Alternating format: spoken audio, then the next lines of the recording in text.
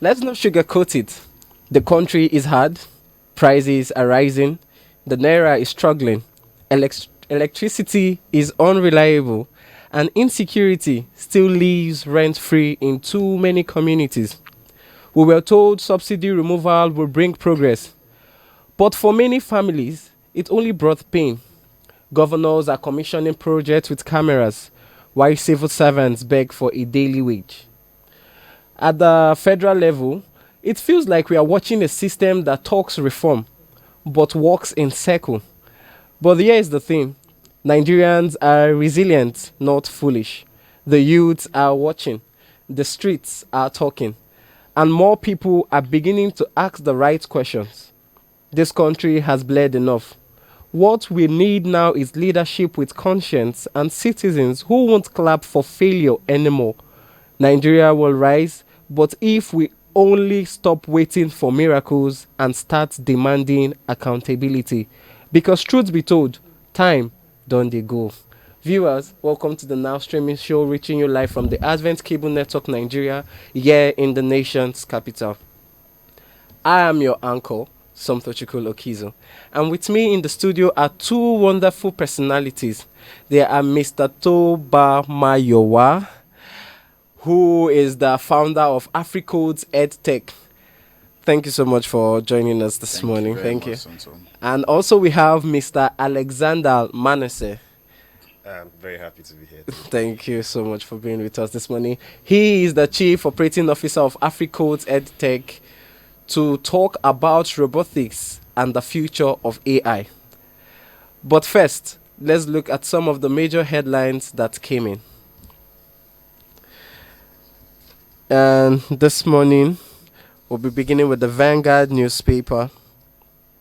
The major story we have there, it's concerning the protests from retired policemen. They protest over poor pension and welfare nationwide.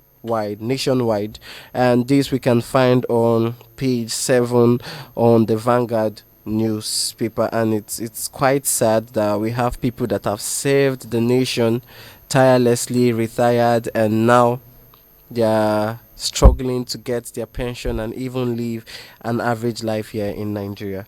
Also, just below that, we have US to Nigerians who will prosecute ban visa fraudsters from entry. This we can find on page 8 on the Vanguard newspaper. And just below that, we have something on terror financing.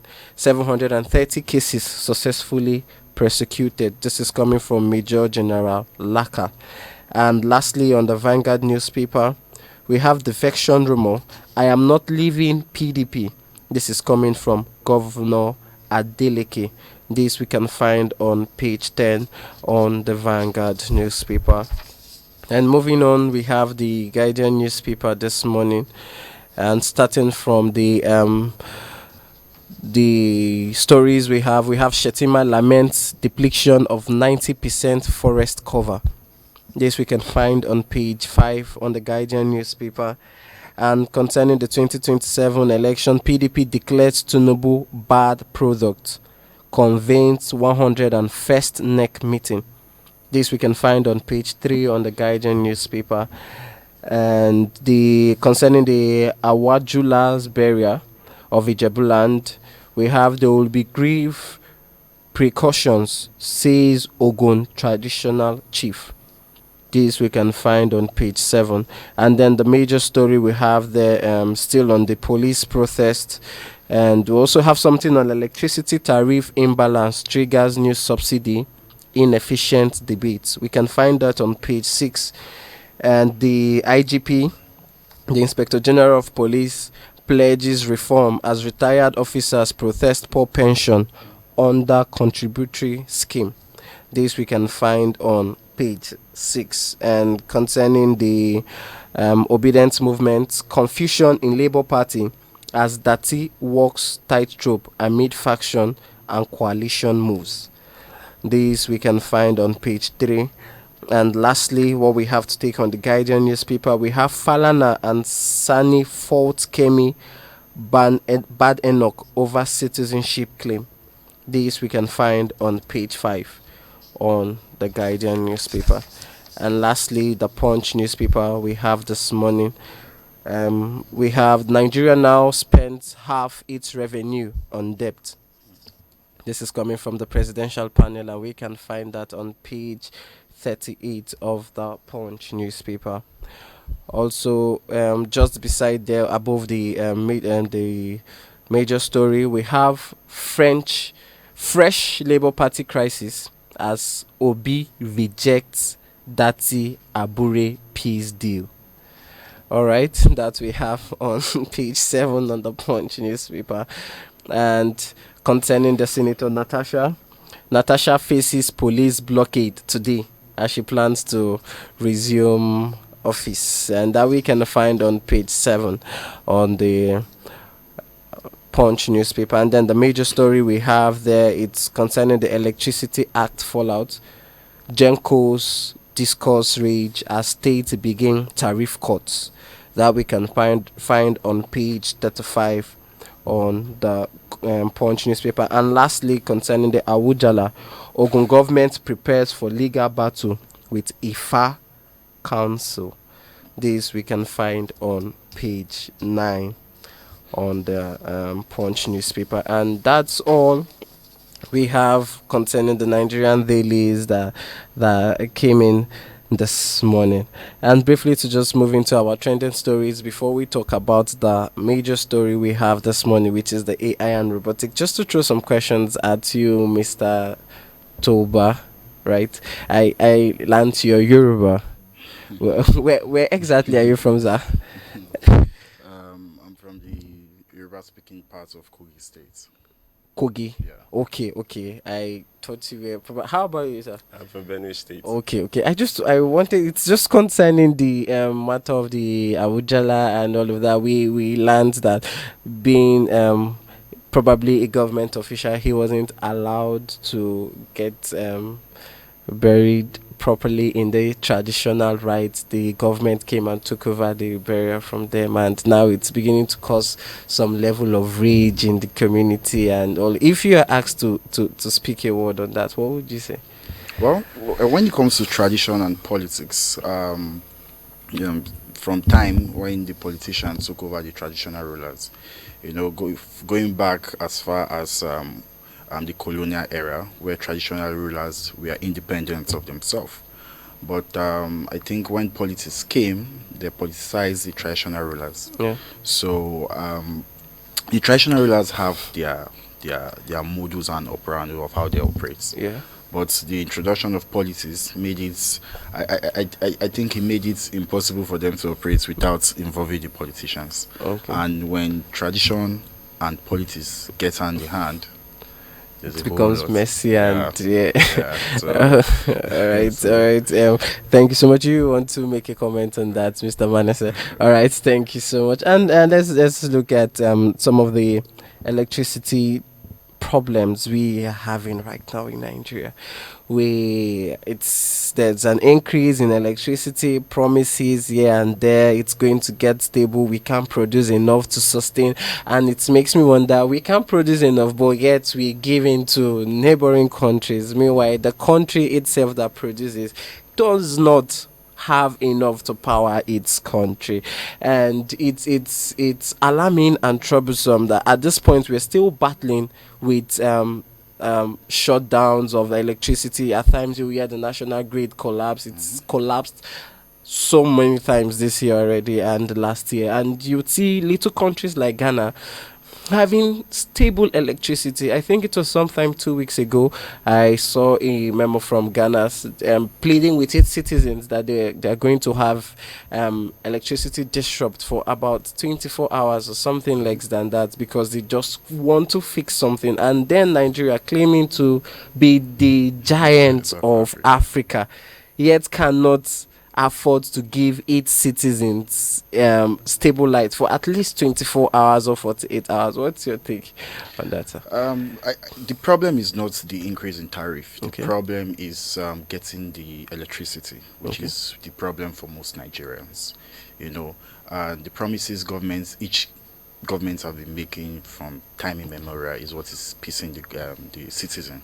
So it's not I don't think it's the tariff, but the supply of power to each household is the big problem. So I'm not in government, so I don't know. I don't know how difficult it is for them to produce this electricity for a country that is less than 300 million people, while we have a country like China who is above a billion people, and they have stable electricity. So the mathematics and the calculation behind that, I can't say. You can't explain. All right, viewers, please remember you can always call in and let us hear from you. Let's know your thoughts. You can send in your comments via any of our social media platform or call in with the number being displayed on your screen. I'm coming to you, Mr. Manase. We just want to talk about the recent protest from the retired police officers. These are men that have served the nation tirelessly. They've given their life to it and retired. When you retired from public, as a civil servant, you're expected to have pension. And now they are complaining that they are not receiving it, and their welfare at this point it's alarming because it's nationwide. And we're not just talking about any form of civil servants. We're referring to police officers. These are military men, people that have served the nation. Some even died in the process of doing it just for the sake of peace and security. And as a concerned citizen of Nigeria, what can you say about this? How do you feel about it? To be very honest with you, it is a very sad thing to see that people who have served their countries for years, for 35 years, they end up retiring and then they have nothing to show for it. Their welfare is poor. And it is very sad to see. And it is a call, and it's a need or a cry for help. And it means that we have to make reforms from the head of the police, from the IG down to everybody involved, to ensure that these individuals are taken care of. And because with this happening now, it's going to deter young people from joining the force in the long run. Definitely. Because if I know I'm going to serve my country for 35 years, and at the end of the 35 years, I have nothing to show for it, and there's no welfare for me, why am I joining in the first place? So they need to do the right thing now and fix this urgently. All right, Mr. Toby, what I want you to make a comment on that because you seemed troubled about it, and so just tell us what your take on it. It's so sad that we are coming back to this topic because every time there's a retirement case and there's always public outcry. Now it's coming back to the police. You know, when people protest, we have the police to come and dispel people from those protests. The protests. Yes, sir. Now, yesterday I saw a situation where senior police officers who have retired from the force are going to protest to the same police that they have served for years. So what does this tell you? It tells you that there's a need for a lot of reform in our civil society, you know, and apart from this discouraging other people to join the force, it's going to encourage other people to do the bribery and corruption from the police force, which is something that we need to look into urgently. I don't know how hard it is to pay these guys their pension, something they are deducting from their salary monthly. And when they are done with the service, they can't just give them what they have already. Because it's theirs, actually. It's theirs. You just saved it for them. You're saving it for them. Yeah. So how hard is it for you to just give them the money that you've saved for them already? So it's a call to action. I pray they figure it out and find something to do about it. Okay. Lastly, still on this matter, while you spoke, something came to my mind, and you realize that most times when the citizens come out to protest for good governance, and when we do that, it's not necessarily because of us. We are doing it generally for everybody, even those in the military, to benefit from it. But you discover that these police officers are usually the first on the line to send the citizens away, throwing tear gas, water cannons, and all of them, making it look like what they are doing is out of place, not knowing that they are really fighting for the betterment of Nigeria. So right now that it's actually pinching and biting on them, do you really think it's something that we should just take our hands off it and probably have them taste the piece of their own cake, since they felt like I don't know if you Yeah, I yeah. So understand. so It's- as a citizen, do you think okay it suits them right? Because when we do for them, it seems like we're just causing trouble. Let them also. What do you think about that? I don't think that should be the case. Okay. I have friends in the police force. Okay. And the majority of them are not happy with what happened. But then again, they have to obey the last order. So if the IG says go and dispatch those senior police officers, you don't have the authority over the IG. So you just have to obey the last order. I have friends who are in the force, and what happened yesterday, they were not happy about it. But then again, they just have to be there because there's an order that have been sent that you guys should go and. So disperse these people. so those people now, do they not feel they could be the next people 10, 15 years from now in that same condition? Of course, and that's why I talked about the issue of bribery and corruption Yeah. in the police force. Yeah. So if they feel this is going to be me when I'm done with my service, then why don't I just keep on doing the bribery and corruption to build house, to buy cars, to send And my just children to better my better school, life. Yeah. So it's alarming. It's something that the IG needs to look into very urgently. All right. Lastly, before we go on break and then we talk about our matter for today, there is a alarming picture from Kano State of public students who sit under caved ceilings to learn under amid crumbling structures, and it's just as it's displayed on our screen. This is Nigeria, for goodness sake, and these are students learning. What is happening to our educational system? And it makes me wonder, as someone that is into AI and robotics, do you really think such condition, because our educational system on its own is not even up to standard, do you really think there's really a hope or future for the common man in Nigeria? Just taking a look at what we see, and yet there are monies, revenues that are being released for UBEC fundings and the remodeling of schools, and now we see something like this. What is the future of Nigeria at this point? Mr. Tuba. I'm into the educational system. Okay. And it's so sad that we see images like this all over the internet. And it's alarming. So what I do say is, we should not leave everything to the government. Okay. Civil society can come in to help. People with good heart can come in to help. This is the sector. responsibility of the government. And we know in the educational sector, in the government generally, not all money allocated for specific projects are used for those projects. Okay. So we have to think of the children first before even thinking of the government. So it should be the children first before going back to the government. Yes, we can petition the government, we can petition the state government. And if you look closely to that picture now, I can boldly tell you that should be a state school, not a federal government school. Possible. Yes. So we just need to put our hands together and make sure things like this don't even go up in this sector. All right, Mr. Mane said just quickly. Okay. Yeah, just like Mr. Toba said, do you really think civil society, like I said, should help the government in carrying out their duties? Because the three most primary duties of the government is security, education, and provision of basic social amenities. So are you really of the opinion that we should now help the government do their work, or what do you think? What can you say about this dilapidated structure of the primary school in Kano State? I would say we should help the government do their work. However, it's also important to note that as members of civil society, those are our kids.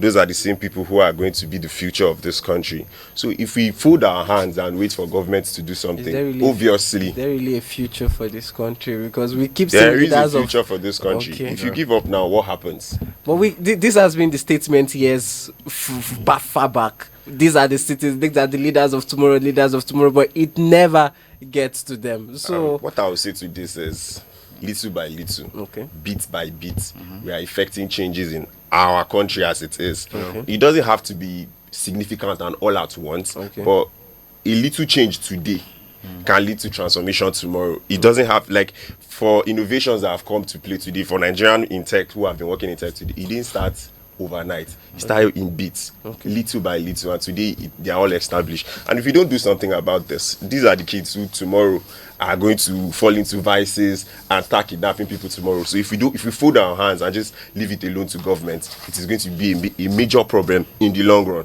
All right. Thank you so much for that wonderful contribution. Thank you so much, Mr. Tovo. It's No been really problems. insightful. All right, viewers, please, we'll be going on a brief break right now. And when we return, we will be diving into empowering the African child with future-ready tech skills, the role of coding, robotics, and AI in Nigeria education sector. Would be comparing it back to what we have in Kano State. Please stay tuned.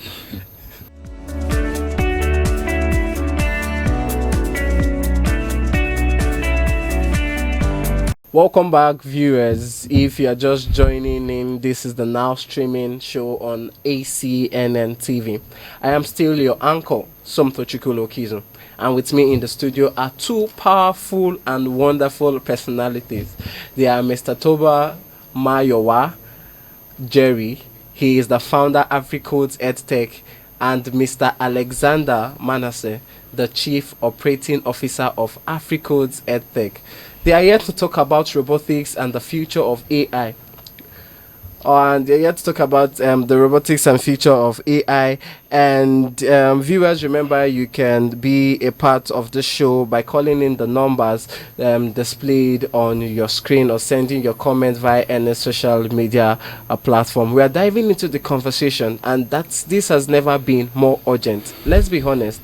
In a country where fare queues returns overnight, electricity remains unstable, and parents struggles with raising school fees, it's easy to wonder, what future are we really preparing for our children? But here's the good news. All across Nigeria, young children are already writing codes, building robots, and experimenting with artificial intelligence. Yes, right here in our secondary schools from Abuja to Aba. As the world goes digital, our children can't be left behind. They need to move from consumers of tech to creators of it. So today, we are asking the big questions. What role does coding, robotics, and AI play in preparing the African child for tomorrow? Is the Nigerian education system catching up fast enough? And how can parents, teachers, and the government work together to make tech skill rights and not a privilege? We have people in the studio to help throw more lights to that. So whether you're in Lagos, Enugu, or Jos, get ready. The future is already here, and it has a Nigeria accent. We'll be looking at the topic empowering African's child with future-ready tech skills and role of coding, robotics, and AI in education. Thank you once more, Mr. Mayo, and thank you, Mr. Toba. Thank But you. first of all, can we get to meet you, sir? Since being the founder of, just tell us about yourself. Okay. My name is Toba Mayowa Jerry, and I am the founder of AfriCode Education and Technology. And what we're doing at AfriCode is equipping the children with 21st century skills. We're trying to make them go digital. We are making sure that we are catching them young. That's our catchphrase. Catch them younger enough to be in the future ready labor force. Okay, myself, I've coordinated programs nationally and internationally, and I've been part of programs that have led to over 50,000 children and 20,000 teachers all over Africa, introducing them to technology. I've worked with international partners like Google, SAP, Lego Foundation, Dole, First Lego League, and the rest, to mention a few. So that's pretty much about me, and that's pretty much what AfriCode do. All right, thank you so much. That's really, really exciting to know about you. And I think that's probably something that sparked your interest into technology and AI. And since you said you're into the educational system, yeah. So what first sparked your interest in using technology, especially coding or robotics or AI as a tool for education in Africa? As a old timer Nigeria, let me use the word old timer. We that were not born in the 21st century. I could say about you also, Mr. Sonto. We are adapted to the traditional classroom. Okay. Where we go on the board and there's Chalk. everything is on chalk. We are adapted to that, and myself and Alex here decided to do something different. I was first introduced to coding in the university. Okay. I was in 300 level when I was introduced, and it was a it was a board programming. There was no system for us to write our codes and practicalize what we were being taught.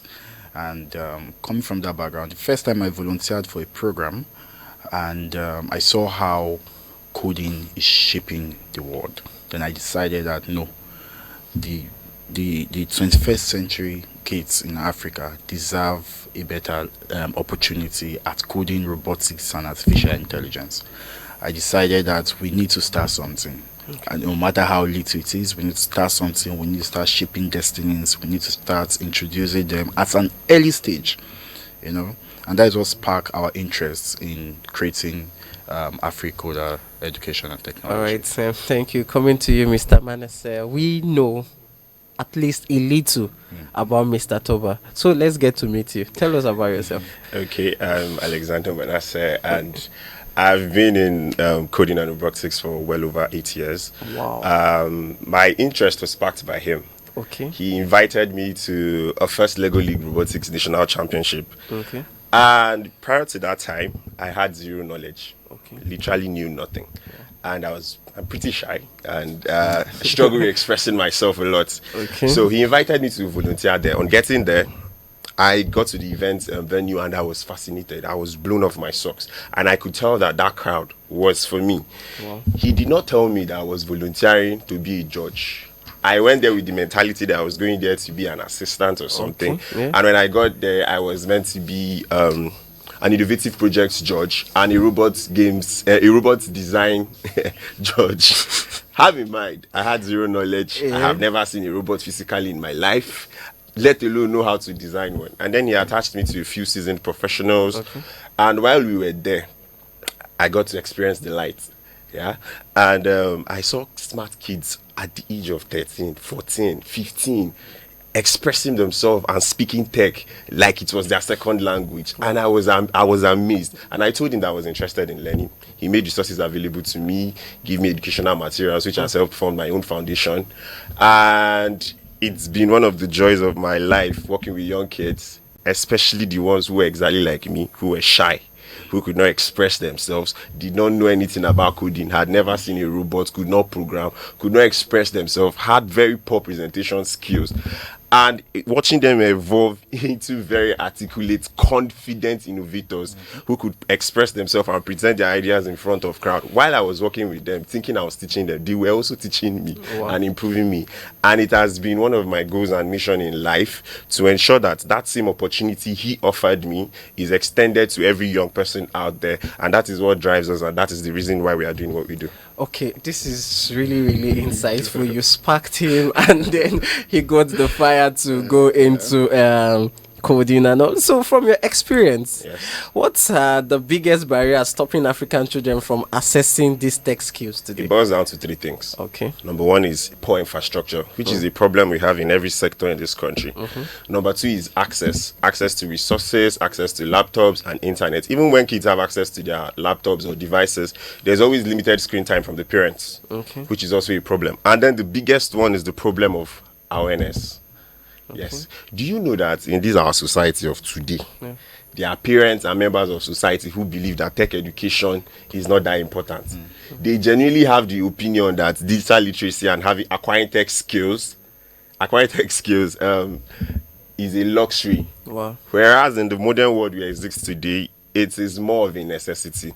And we are trying to bridge that gap and to change that notion and perception in the minds of people in our society.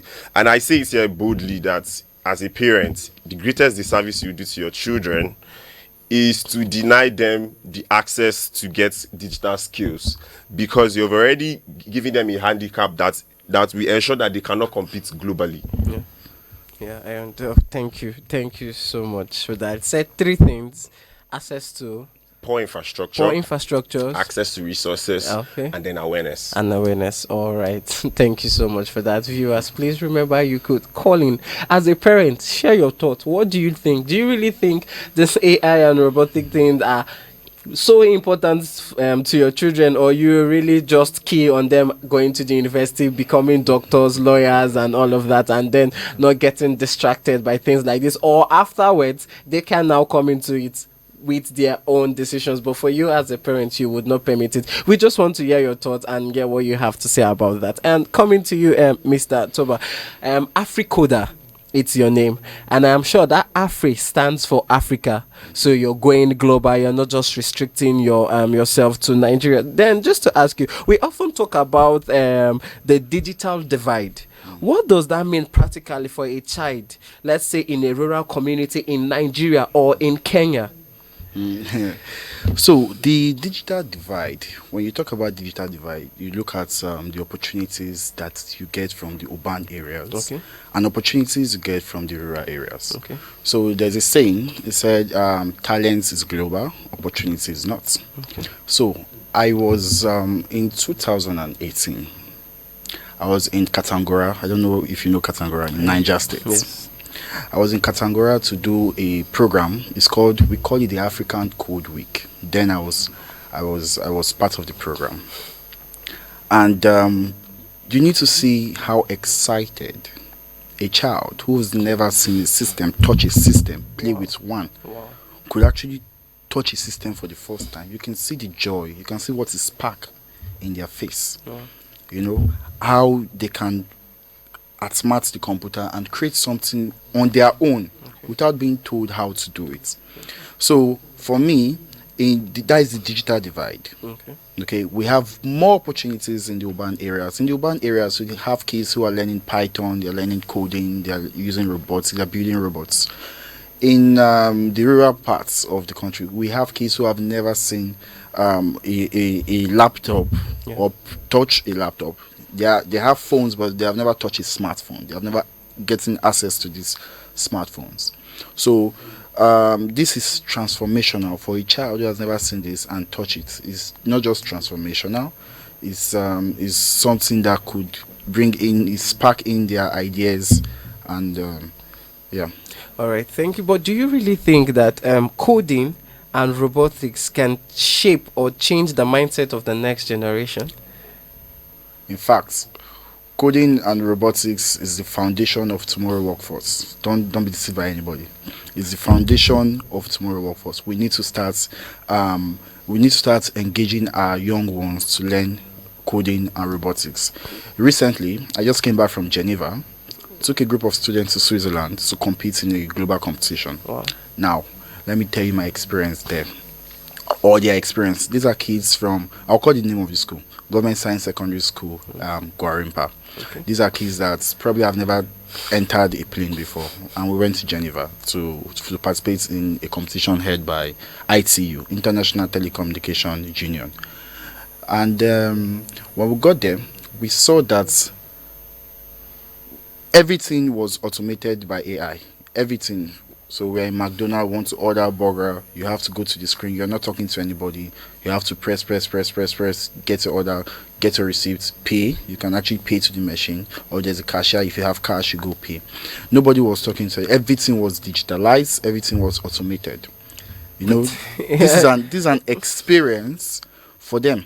Okay. With what you just said now, not talking to anybody, nobody attending to you, do you not think that people are being put out of jobs? When I mean not talking to any people, are not being put out of jobs. Okay, because on a normal scale, someone is supposed to, okay, what do you want? I take your order and then I give to you. You see, but with the innovation of AI, somebody has to be displaced for AI to be replaced. No. Okay. No. Throw more light on that. So what needs to be done is improvement. You have to unlearn, relearn.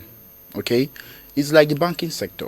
Okay, when our fathers we are growing up like us, the banking sector don't have ATM cards. They don't have. In fact, for you to withdraw 500 naira, do you know you have to go and line up in a very long queue? It can take you 2 days before you withdraw 500 naira from your account. Yes. Yeah. It's the banking sector. That was the traditional banking sector. Yeah.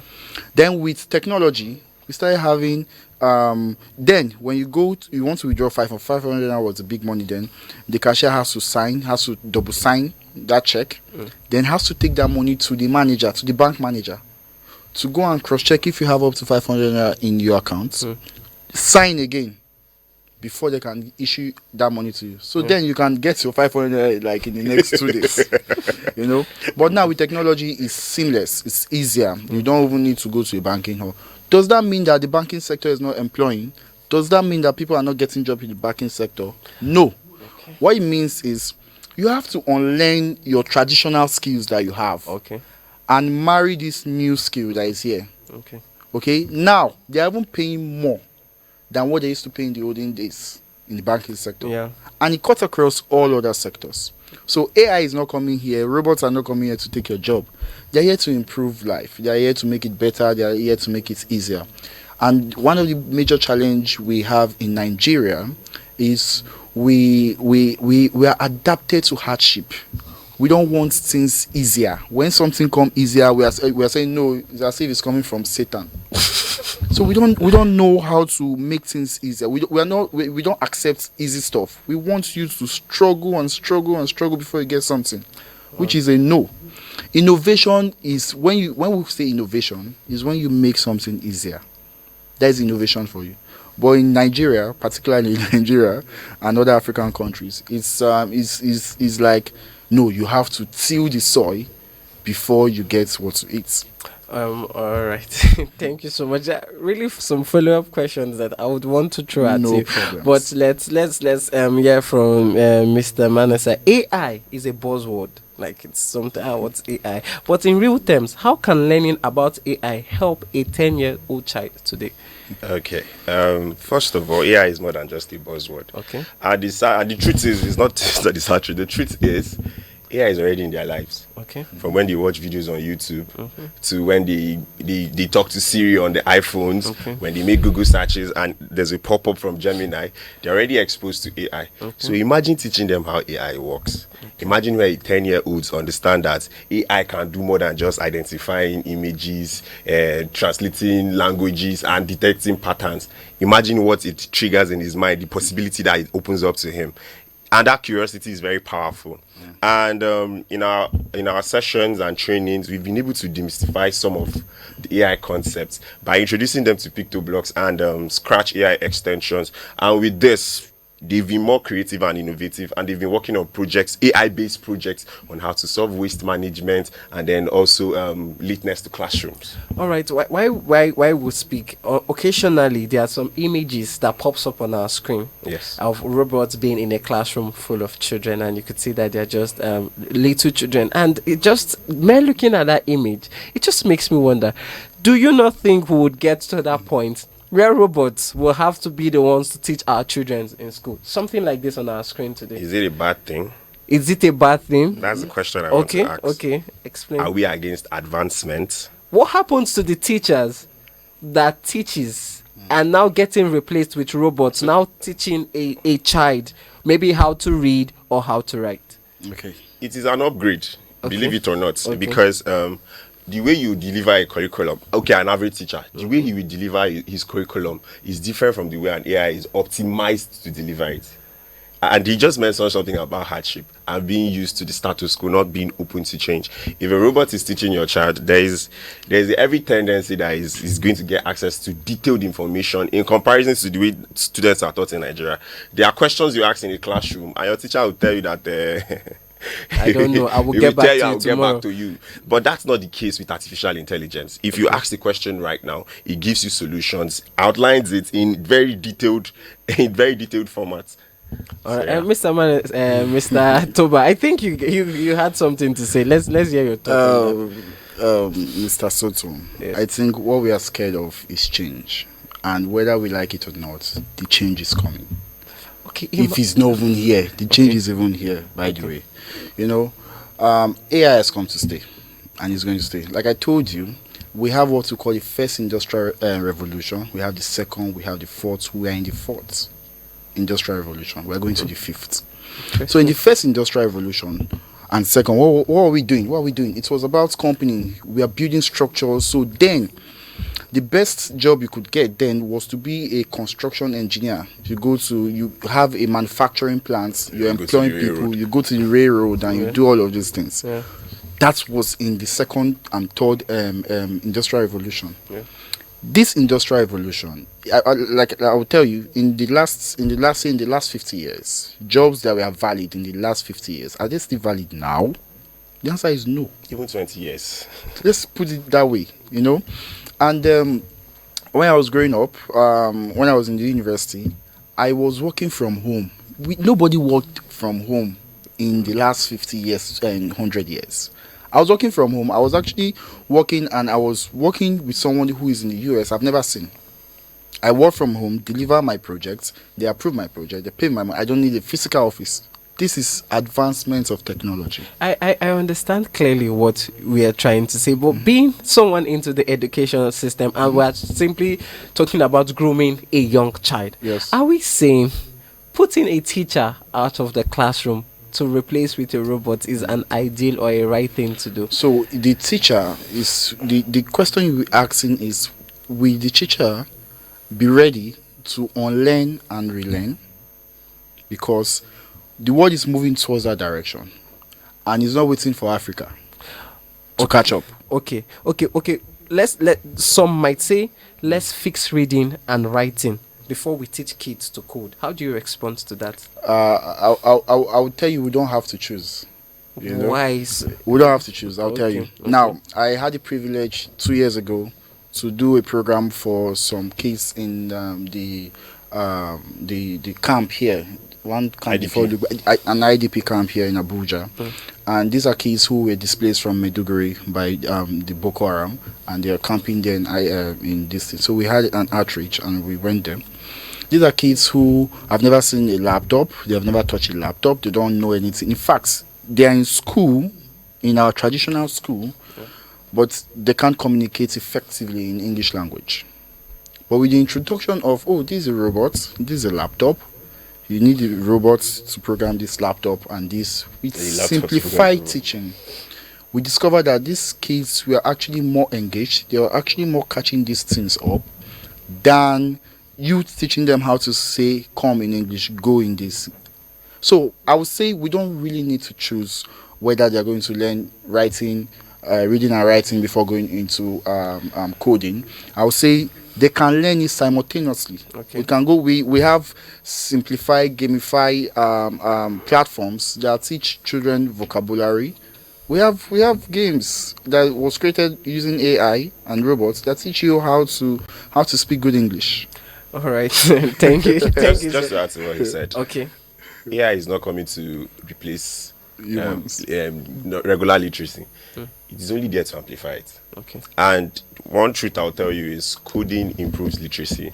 When the child begins to learn coding, he starts learning sequence, he starts learning structure, he improves his vocabulary, he improves his ability to tell stories. So it's important to integrate it. It is not a question of this or that.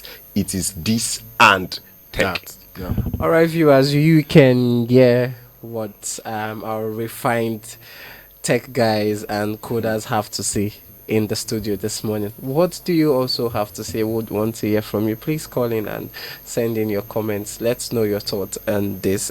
Coming to you, Mr. Manase, since AfriCode is key on saying that this is developed in a young child, what kind of support do schools or government need to make this vision a reality? A lot needs to be done. From the problems I identified, from poor infrastructure to awareness and access. Government needs to make policies that are to integrate tech educations to our curriculum from a very young age in our kids. Also, they have to make infrastructure and access to internet available, and also for parents.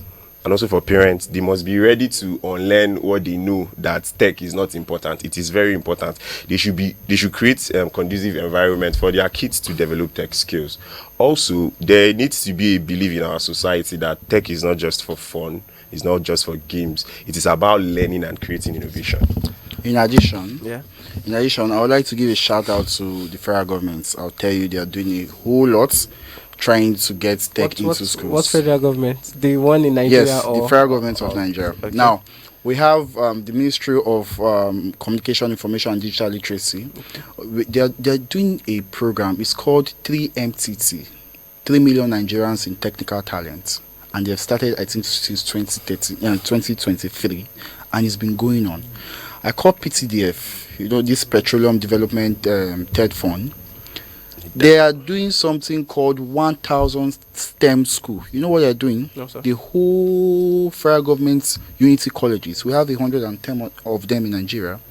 They incubated them, and they are now picking one. They have picked. They are not picking. They picked one school in each local government in all the whole country, making 1,000 schools. What are they going to do with the 1,000 schools?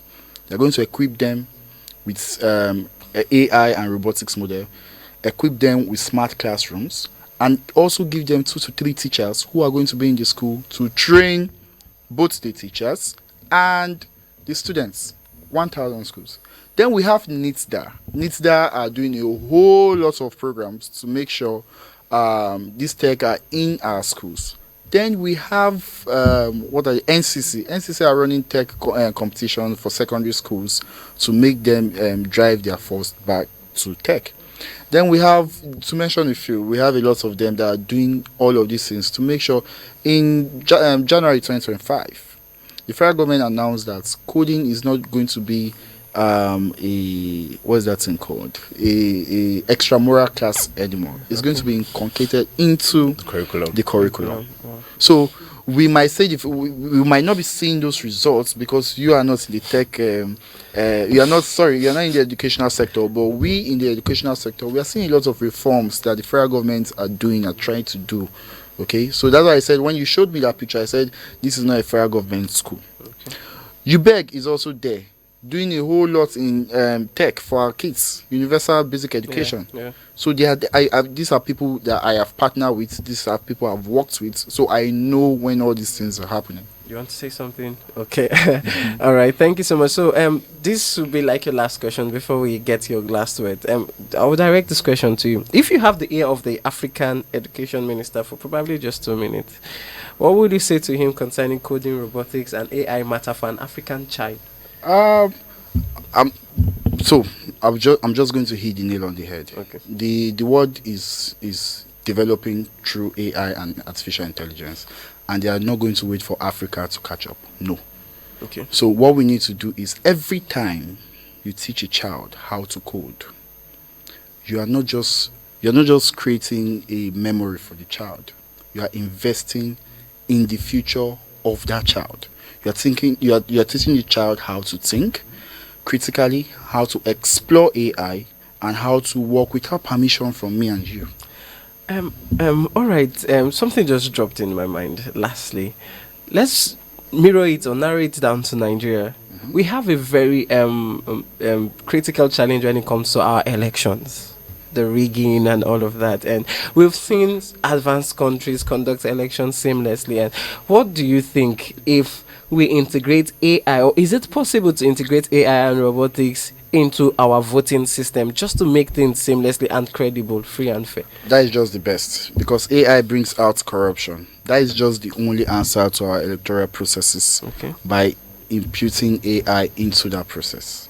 As simple as that. So it is workable to have something like this conduct our elections. So why have organizations like Africoda not probably suggested or submit proposals to probably the right authorities and see that